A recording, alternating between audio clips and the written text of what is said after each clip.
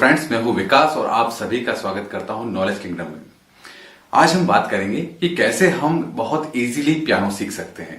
क्या कभी आपने सोचा कि मुझे पियानो आना चाहिए, या आपने सोचा कि नहीं मुझे म्यूजिक नहीं आता इसलिए मैं पियानो नहीं बजा पाऊंगा, या कभी आपने किसी कारण से सोचा कि नहीं मुझे अगर थोड़ा सा एक्सपोजर मिल जाए, मुझे थोड़ा सा कुछ सिखाने वाला मिल जाए तो मैं एक अच्छा म्यूजिक बजा सकता हूं।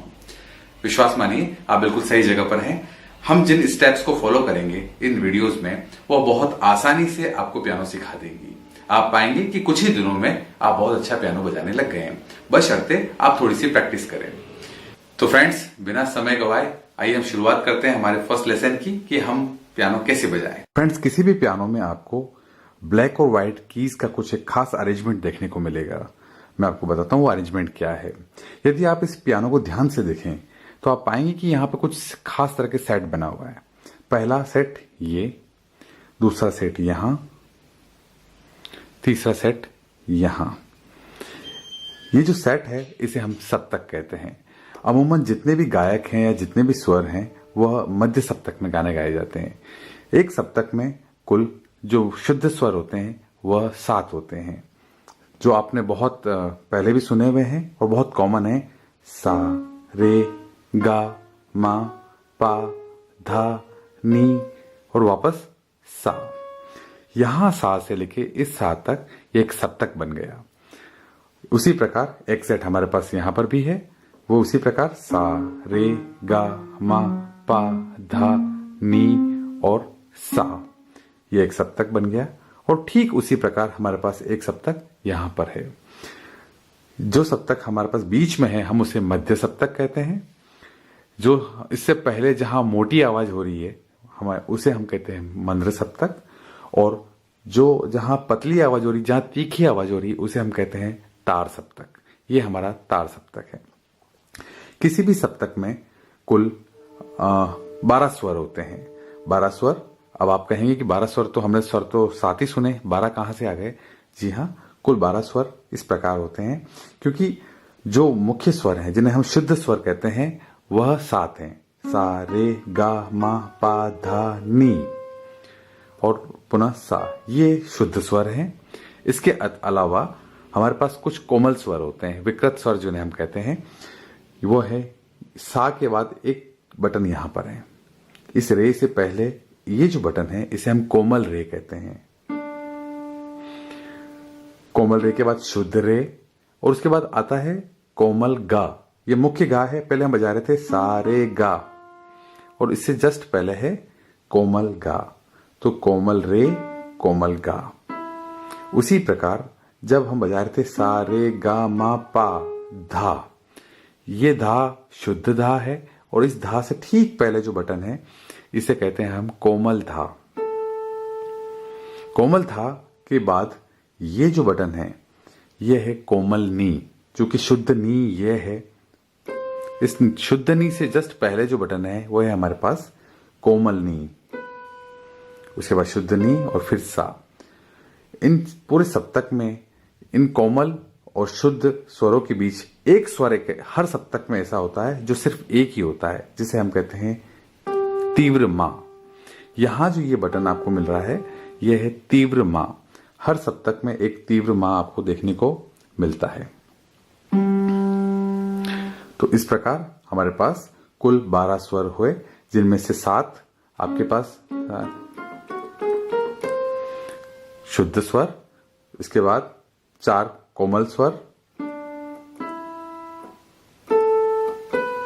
और एक तीव्र। इस प्रकार हमारा पूरा सप्तक पूरा हुआ। जब भी हमें किसी सप्तक के बारे में नोटेशंस देने हैं, यदि हमें पेपर पे किसी चीज को स्वरों को बताना है, तो जब भी कभी आप मंद सप्तक को आप बताना चाहते हैं कि आप मंद सप्तक में गा रहे हैं, तो आप पेपर पे कैसे लिखेंगे? तो आप जब भी सा बजाएंगे या कोई भी नोटेशन स्वर जब बजाएंगे तो उसके नीचे, जैसा कि स्क्रीन पर आप देख रहे हैं, हम उसके नीचे की तरफ एक बिंदी लगा देते हैं। तो हम बजा रहे हैं सा, रे, गा। ये बिंदी इस बात का प्रतीक है कि हम मंद सप्तक में गा रहे हैं। जब हम मध्य सप्तक में कोई चीज बजाते हैं तो ऑन पेपर हम इस पर ना ऊपर ना नीचे कोई भी बिंदी नहीं लगती या कोई नोटी कुछ इसमें मार्क नहीं होता। तो ये इस बात का प्रतीक है कि हम मध्य सप्तक में गा रहे हैं। यदि हम तार सप्तक में कोई चीज बजा रहे हैं तो हम उसके ऊपर की तरफ, जी हाँ, ऊपर, जैसा कि स्क्रीन पर आप देख रहे हैं कि ऊपर की तरफ हम बिंदी लगाते हैं तो यह बताता है कि हम तार सप्तक में कोई गीत गा रहे हैं। जब हम शुद्ध स्वर जब लगाते हैं तब हमें कोई अलग से एक्स्ट्रा ऑर्डिनरी कोई हमें मार्क जो नहीं लगाने की आवश्यकता होती है। लेकिन जब हम कोमल स्वर जब बजाते हैं, जैसा कि कोमल रे, कोमल गा, कोमल धा या कोमल नी, तब हम उसके नीचे, जैसा स्क्रीन पर आप देख रहे हैं, एक अंडरलाइन कर लेते हैं। तो किस तरीके से रे बजाएंगे हम? कोमल रे, गा, धा और नी, इस प्रकार हम अंडरलाइन करते हैं, जो इस बात का प्रतीक है कि हम कोमल स्वर में बजा रहे हैं। ठीक उसी प्रकार जब हम तीव्र मां बजाएंगे तो हम मां के ऊपर एक खड़ी लाइन इस प्रकार करते हैं, जो ये हमें बताता है कि हाँ, ये मां शुद्ध मां से अलग है। तो ये हमारी जिस तो पैटर्न है वो एक स्वर लिपि है जिससे हम आगे बढ़ेंगे।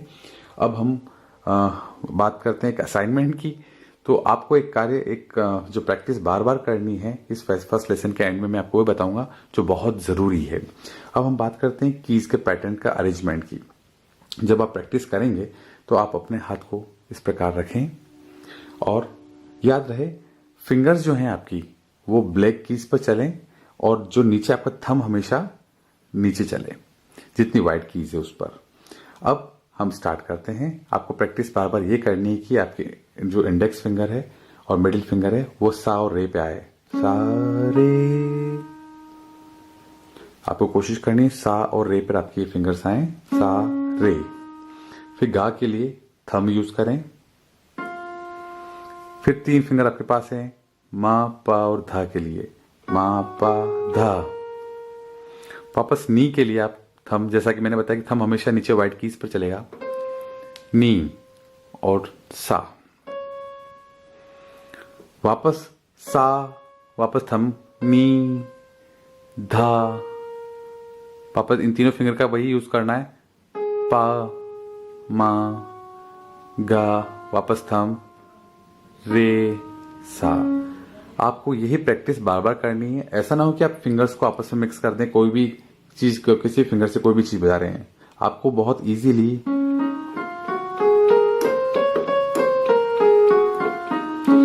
बार बार आपको, ये जो मैंने किया है इसे आरोह और अवरोह कहते हैं।